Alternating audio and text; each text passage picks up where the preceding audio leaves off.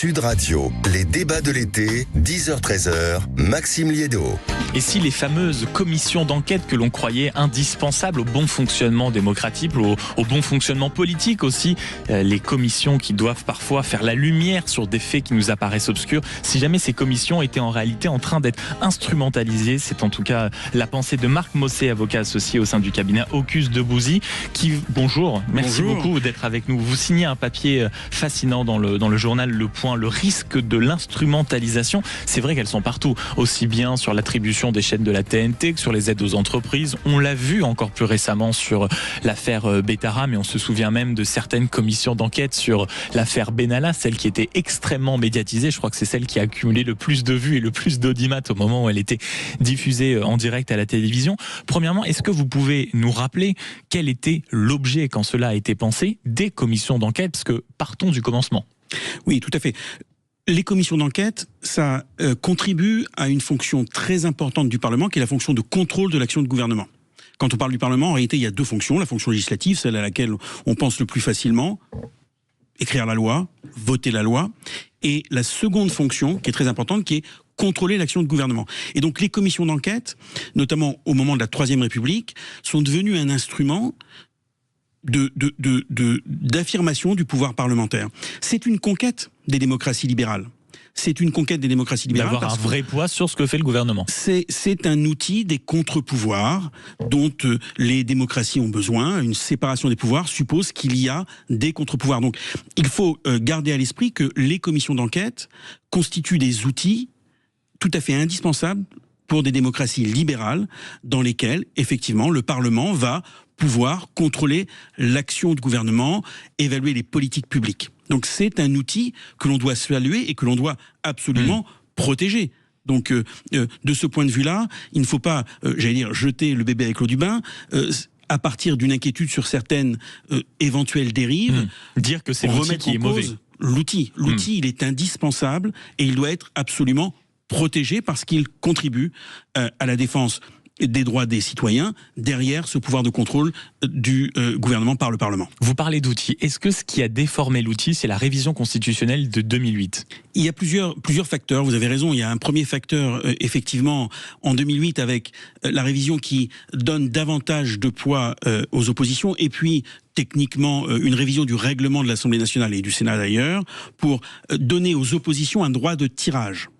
C'est intéressant parce que pendant longtemps, du fait de la logique de la Ve République, ce qu'on appelait le fait majoritaire et le parlementarisme rationalisé, bien les oppositions avaient peu de place pour notamment déclencher des commissions d'enquête. Avec 2008 puis 2014, la révision du règlement de l'Assemblée nationale, les oppositions ont eu un droit de tirage plus important et ça a évidemment contribué à une forme de multiplication et certains parlent même d'inflation du nombre de commissions d'enquête.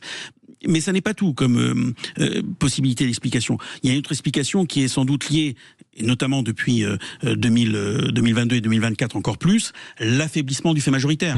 On voit bien que avec la constellation que représente aujourd'hui l'Assemblée nationale, le nombre de groupes et parfois certains comportements politiques un peu baroques, une tendance. Oui, mais c'est intéressant le baroque, c'est un mouvement très intéressant.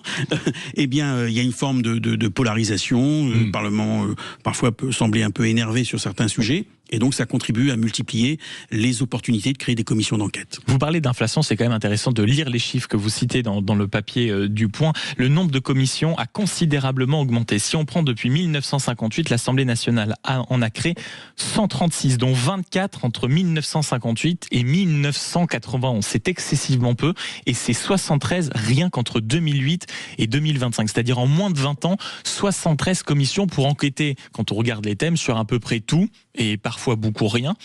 Comment vous analysez, vous, outre les causes qu'on a pu évoquer de la révision constitutionnelle au baroque qui s'installe au sein de l'Assemblée nationale, comment vous expliquez, on va dire, cette tentation permanente? Est-ce que ce n'est pas aussi une demande indirecte du citoyen envers le personnel politique? Bien sûr. L'une des premières explications, au-delà de la révision constitutionnelle qu'on évoquait, c'est que pendant longtemps, la France ne se caractérisait pas nécessairement par une dynamique des contre-pouvoirs. Le fait majoritaire que j'évoquais, la fameuse monarchie française en réalité, qui restait ça. Voilà, c'est ça. Voilà. Et parler de député Godillot. Donc, c'était sans doute excessif, mais il n'en reste pas moins que pendant longtemps, ces mécanismes-là n'étaient pas totalement développés et utilisés. Donc la bonne nouvelle, c'est que le Parlement s'est emparé des outils qu'il avait à disposition. Donc ça, c'est la bonne nouvelle. La difficulté, c'est de trouver la bonne tempérance, le sens de la nuance qui permette d'utiliser l'outil pour ce à quoi il est destiné. Et ça, c'est un élément important. Après, on ne peut pas exclure, mais c'est vous l'homme des médias, on ne peut pas exclure que la société du spectacle dans laquelle nous sommes engagés favorise parfois la tentation du quart d'heure warolien, et on est content de pouvoir passer à la télévision. J'allais dire l'acmé, c'est peut-être l'exemple de ce président de commission d'enquête commission d'enquête sur la TNT, qui est allé sur le plateau d'une émission de télévision d'une des chaînes qui faisait l'objet concerné par les fameux changements de la commission d'enquête et pour critiquer les auditions qu'il était en train de réaliser. C'était un peu paradoxal d'ailleurs, ça a conduit à ce que la présidente de l'Assemblée nationale fasse état de ses préoccupations et rappelle au devoir de réserve et à la dignité de la fonction parlementaire.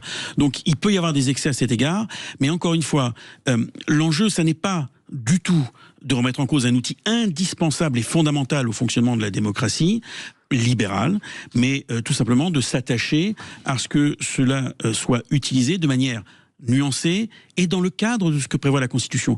Parce que les commissions d'enquête, elles ont un but, elles ont une fonction. Et quand on lit la Constitution sans aller dans le détail, c'est la fonction de contrôle de l'action du gouvernement et d'évaluation des politiques publiques. D'ailleurs, les commissions d'enquête dans la révision de 2008, elles sont dans le titre sur les rapports entre le gouvernement et le Parlement. Et puis on a vu que parfois ça allait au-delà et qu'il y avait une forme de tribunal médiatique. Qu'est-ce qui peut être inquiétant? En effet, vous venez de l'aborder, c'est quoi? C'est le tribunal médiatique, c'est peut-être un trop grand pouvoir des parlementaires, ou c'est peut-être une sorte de bêtise généralisée, c'est-à-dire le moindre prétexte et le moindre sujet devient un futur, finalement une future commission idéale? Alors, je ne crois pas à la bêtise généralisée. Faut au contraire croire à l'intelligence humaine dans ces périodes. Elle arrive. D'intelligence artificielle qui se développe, donc on en a besoin d'intelligence humaine. Non, c'est pas la bêtise collective, c'est encore une fois cette idée que cet outil donne la possibilité d'une expression publique, donne la possibilité d'apparaître dans le débat public, et donc c'est parfois l'occasion, au-delà de contrôler l'action du gouvernement, de cibler soit des personnes physiques, soit parfois des personnes morales. Et on l'a vu avec les entreprises, on l'a vu avec certains hauts responsables. Exactement, et là, on sort parfois, pas toujours, mais parfois, du champ de ce qu'est le contrôle de l'action du gouvernement. Et la difficulté, c'est que la création des commissions d'enquête, elle n'est soumise à aucune forme de contrôle. Il n'y a pas de juge qui puisse réguler, dire celle-ci elle est hors du champ, ou elle n'est pas exactement, son objet n'est pas exactement ce que prévoit la Constitution. Et ça, c'est la souveraineté parlementaire d'une certaine manière, c'est l'autonomie parlementaire. Plutôt que souveraineté parlementaire, l'autonomie parlementaire. Et il n'y a pas de juge pour en décider. Or, une des difficultés qui est pointée, c'est que lorsqu'une commission d'enquête est créée, elle n'est pas un tribunal, mais elle a des pouvoirs qui, à certains égards, on va en parler notamment de convocation et d'interrogation qui peuvent être effectivement éminemment compliquées. Est-ce que dans ce que vous dites, c'est-à-dire le fait que la liberté, l'autonomie parlementaire, c'est ce qui, on va dire, c'est ce qui fabrique ces commissions à répétition, est-ce qu'on ne peut pas se dire aussi que ces commissions à répétition sont dues malheureusement à un certain abaissement du niveau politique général qui fait que on se retrouve avec des parlementaires qui utilisent certains prétextes, qui n'ont peut-être pas le sens de l'état adéquat pour justement utiliser ces outils uniquement avec le doigté nécessaire et la parcimonie qu'il faut? Alors je ne me permettrai pas d'avoir une opinion aussi tranchée que celle à laquelle vous pourriez m'inviter avec votre question, mais il y a sans doute, et ça c'est... Non mais sans viser des partis politiques, peut-être tout simplement une génération de politiques qui n'a pas la... Non bien sûr, mais ça je vous fais confiance. Mais... Aucun parti politique. Non, ce à quoi vous faites référence, c'est effectivement le besoin que le personnel politique, les élus, utilisent les pouvoirs qu'ils ont de manière... et c'est pas le plus répandu par les temps qui courent, avec le sens de la nuance. Le sens de la nuance, c'est difficile. C'est plus courageux la nuance que l'excès. Et l'époque, je parlais d'époque polarisée et énervée, pousse un peu à l'excès plus qu'au sens de la nuance. Et ça ne se limite pas aux commissions d'enquête parlementaire. Il y a peut-être un autre élément qu'on ne peut pas négliger. La fin du cumul des mandats a conduit à ce qu'il y ait une génération d'élus qui n'avaient peut-être pas fait ce parcours à travers la réalité qui du terrain. Qui permettait d'acquérir une certaine culture parlementaire. Et aussi d'avoir le recul nécessaire. Ce recul nécessaire qui fait qu'il y a peut-être parfois des emportements qui ne sont pas nécessaires sur certains sujets, sans écarter parfois le prisme idéologique qui ne doit pas être l'enjeu d'une commission d'enquête. Une commission d'enquête, c'est sur des faits déterminés, ça doit être extrêmement rigoureux et ça ne doit pas être l'occasion de ce n'est pas ce qu'on a vu. Parfois, mais notamment parce que ça fausse le résultat aussi des commissions d'enquête. On le voit bien, malgré le travail qui peut être fait avec un immense sérieux et le temps nécessaire, on voit que le résultat du simple fait de ce prisme idéologique qui peut dominer vient en fait, si vous voulez, aplatir totalement les conclusions qui peuvent être parfois très intéressantes. C'est une partie du problème, c'est-à-dire que les commissions d'enquête sont importantes. Si on les noie dans le fatras idéologique ou dans le sentiment d'un tribunal de l'inquisition médiatique, comme ça peut arriver, et on l'a vu dans certains exemples, eh bien, à ce moment-là, on perd la force de la commission, son impact.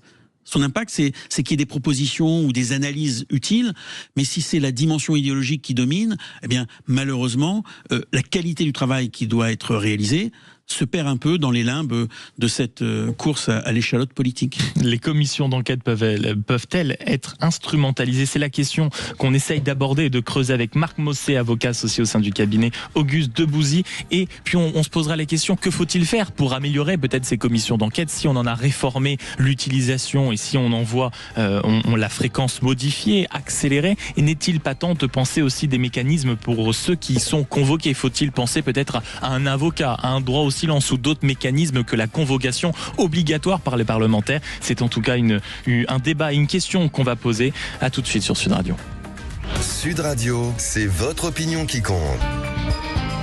Sud Radio, les débats de l'été, 10h-13h, Maxime Liédot. Est-ce que la multiplication des commissions d'enquête est peut-être le résultat d'un manque de nuances généralisé dans la société? Peut-être que ces commissions d'enquête sont en train d'être instrumentalisées par n'importe qui, par les politiques, par le pouvoir, par les députés, les parlementaires qui y voient peut-être une occasion de contrôler des actions qui ne dépendaient pourtant pas des pouvoirs des commissions d'enquête. Et on en parle avec Marc Mossé, avocat associé au sein du cabinet Auguste Debouzy, qui signe notamment un grand papier dans Le Point sur ce sujet-là, à savoir les commissions d'enquête et le risque de l'instrumentalisation. Je recommande en effet cette lecture quand on voit les nombreuses actualités qui méritent apparemment une commission d'enquête. Mais encore faut-il rappeler, on en parle avec toujours un peu de légèreté, c'est vrai qu'il y en a tellement, on le disait, 9 depuis la dissolution, ce qui est considérable, on s'en souvient pas de la moitié, je crois. Est-ce que il y a quand même, la convocation devant une commission d'enquête, c'est un vrai sujet. Je veux dire, il y a derrière des conséquences qui peuvent être extrêmement lourdes. Mais tout à fait.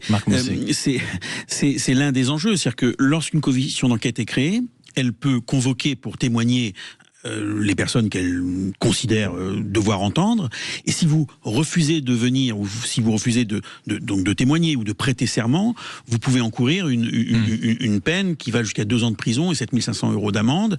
Et si vous faites un faux témoignage, ou en tout cas que l'on vous reproche un faux témoignage, vous encourez une peine de 5 ans de prison jusqu'à 75 000 € d'amende. Et donc c'est pas neutre, c'est pas indifférent. Alors c'est pas la commission d'enquête qui a le pouvoir de sanction, ça sera la justice. C'est la justice qui prend la suite après. Mais sur ces sanctions, pardonnez-moi, on a quand même l'impression, on se souvient en tout cas de la presse, de gauche ou de droite d'ailleurs, qui arrivait à analyser les propos qui pouvaient être tenus en commission d'enquête, et ça donnait des mensonges évidents. Et on ne se souvient pas de grandes condamnations quand même, Marc Mossé. Alors, il y a eu quelques exemples, peu nombreux. Il y avait, il y a quelques années, un médecin qui, dans le cadre de son audition, n'avait pas indiqué les conflits d'intérêts qu'il avait au regard du sujet sur lequel il était interrogé. Donc, il y a quelques exemples. Ils sont peu nombreux. J'allais dire heureusement. Heureusement, ça prouve que s'il y a un peu de solennité de temps en temps dans l'Assemblée nationale, ça peut arriver, c'est rassurant presque. Non, mais c'est un bon signe, parce que ça veut dire que les personnes qui sont entendues et qui prêtent serment le font en tenant compte du moment, du cadre et du respect dû à la représentation nationale. Mais ce qui pose problème à cet instant, c'est que lorsque vous avez une commission d'enquête qui a un champ trop large, ou qui sort en quelque sorte du cadre constitutionnel qui lui est donné, si elle met en difficulté des personnes privées, des représentants d'entreprises, ces personnes se trouvent dans une situation parfois compliquée, elles peuvent ne pas pouvoir répondre parce que parfois elles n'ont pas l'information tout simplement qu'on leur demande, mais elles ont cette épée de Damoclès au-dessus de la tête. Et elles n'ont pas véritablement de garantie. C'est ça le paradoxe, c'est que ces commissions ont des pouvoirs importants qui ressemblent à certains égards au pouvoir d'un tribunal. C'est l'image, évidemment, hein.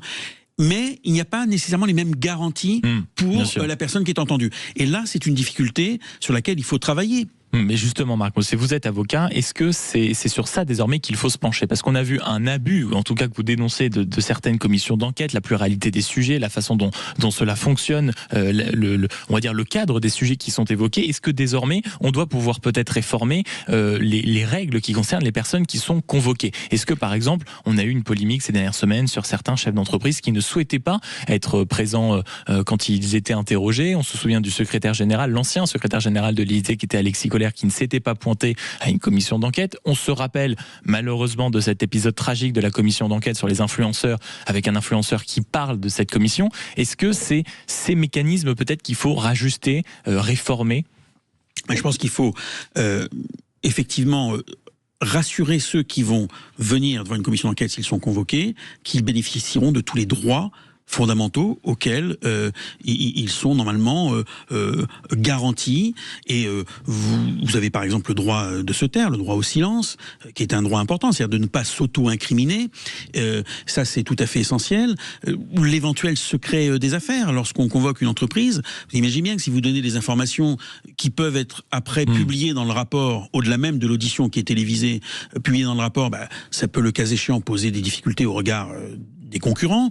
Donc, il y a un certain nombre de garanties à préciser. Ça, elle n'existe pas. Alors, c'est une difficulté, c'est-à-dire que l'ordonnance, parce qu'après la Constitution, il y a un texte qui est une ordonnance de 1958, c'est ça le premier texte qui organise les commissions d'enquête dans la Ve République. Cette ordonnance ne précise pas ces éléments-là. Donc c'est là où c'est laissé à l'autonomie du Parlement, en espérant qu'on puisse miser sur la bonne intelligence des parlementaires et de ce fonctionnement. Plus que la bonne intelligence, l'ordonnance a la valeur législative, donc elle doit respecter les principes constitutionnels. Donc je considère que même si certains droits ne sont pas écrits dans l'ordonnance, parce qu'ils ont une valeur constitutionnelle, ils doivent être évidents. Ils devraient être respectés. Mais sans doute serait-il plus sage, pour éviter les situations parfois un peu tendues auxquelles on a pu assister ces dernières années, de le préciser dans l'ordonnance. Ce serait préférable pour la qualité des travaux, ce serait une garantie évidente pour les personnes qui sont convoquées, et ça éviterait effectivement des polémiques inutiles, et peut-être que ça obligerait également les commissions à resserrer leur périmètre sur ce que doit être une commission d'enquête, contrôler l'action du gouvernement et évaluer les politiques publiques, et pas s'en prendre aux personnes privées ou aux personnes physiques, entreprises par exemple, juste parce qu'on veut se faire quelqu'un ou se faire une entreprise connue et après, donc, comme je le disais tout à l'heure, être content de son quart d'heure warolien. Mais oui, ça c'est certain. On a vu quand même beaucoup de dirigeants d'entreprises arriver avec leur armada parfois de conseillers, de directeurs généraux, de directeurs de la communication. Est-ce qu'il faudrait, ou alors ce serait peut-être remettre une pièce dans la machine médiatique, que cela est déjà, mais imaginez peut-être la présence d'un avocat qui pourrait aider les clients directement pendant la commission. Est-ce qu'on pourrait peut-être avoir des personnes juridiques qui viennent en permanence participer aux échanges et rappeler les évidences que vous faites déjà assez bien, Speedy, au micro de Sud Radio? Mais justement, c'est ça qui est intéressant, c'est que la pratique a conduit, même si rien n'était écrit dans les textes, à ce que l'avocat puisse être présent. C'est la pratique. La première fois, sauf erreur de ma part, où ça a été possible, ça a été au moment de la commission d'enquête sur Outreau. Il y avait ce fiasco judiciaire. Bien sûr. Et le juge Burgot, qui avait été entendu, était venu avec son avocat. Mais dans ce cadre-là, l'avocat, en réalité, son rôle est assez peu précis. Il doit rester silencieux. Alors lui, il prête pas serment, mais il doit rester silencieux, et il n'a pas véritablement accès à certaines informations, parce qu'il peut y avoir en amont des auditions à huis clos, et donc vous ne savez pas du tout ce qui a pu être dit pendant les auditions à huis clos. On peut essayer de piéger la personne qui est auditionnée à partir d'informations que l'on a recueillies sans que cette personne le sache. Donc il faudrait préciser certainement le rôle de l'avocat, qui est déjà un peu présent du fait de la pratique, ce qui montre que le Parlement est conscient de ce qu'il est nécessaire de tenir compte des principes. En espérant qu'ils aient pu vous écouter ce midi, Marc Mousset, avocat associé au sein du cabinet Auguste Debouzy. Je rappelle le titre de ce papier que vous fournissez pour Le Point, le risque de l'instrumentalisation par rapport aux commissions d'enquête parlementaires. Merci beaucoup d'avoir été notre invité en direct sur Sud Radio et de nous avoir sensibilisé juridiquement à ce risque d'abus des commissions d'enquête et le risque en effet de leur instrumentalisation. De mon côté, je vous souhaite un excellent week-end et une formidable après-midi, notamment dans un instant en compagnie de Jacques Pessy, Les Clés d'une vie, avec son invité qui sera Nicolas Devilliers. Et on se retrouve pour la dernière semaine de juillet. Enfin, pour les Haussiens qui partent en vacances, vous l'attendez passionnément. On se retrouve dans le même studio, même heure, 10h, 13h à partir de lundi. Et d'ici là, bien sûr, vous écoutez Les Vraies Voix en direct du Tour de France avec Frédéric Brindel tout à l'heure à partir de 17h. Vous avez choisi la bonne radio. Vous êtes sur Sud Radio. Sud Radio. Sud Radio. Parlons vrai. Parlons vrai. Sud Radio. Parlons vrai.